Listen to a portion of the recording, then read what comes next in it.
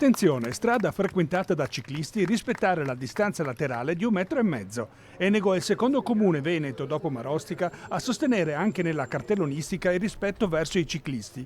Vie famose come la ciclopedonale della Valsugana e la storica salita a Primolamo Enego richiamano ogni domenica centinaia di appassionati delle due ruote. Questa centinaia e centinaia di ciclisti vanno tutelati perché naturalmente sì, lo sappiamo benissimo che c'è ancora molta strada da fare in questo settore.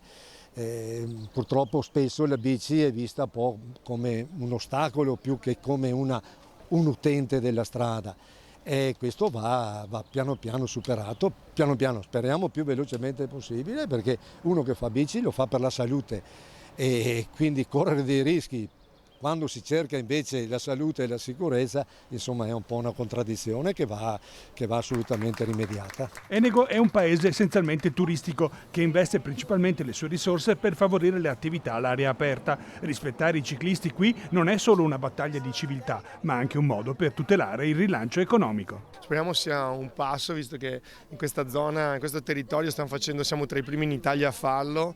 Speriamo di essere i pionieri di questo, di andare verso un cambiamento per la sicurezza stradale, per far sì che ci siano meno morti sulle strade. Per la bici un piccolo salto, una piccola asperità costituisce un problema, quindi già il fatto che uno incontri una buca lungo il percorso lo obbliga magari a spostarsi ed ecco un pericolo in più. Quindi in tutto questo progetto di attenzione per i ciclisti, sicurezza per i ciclisti va inserito sicuramente un aspetto di investimento che va fatto sulle strade.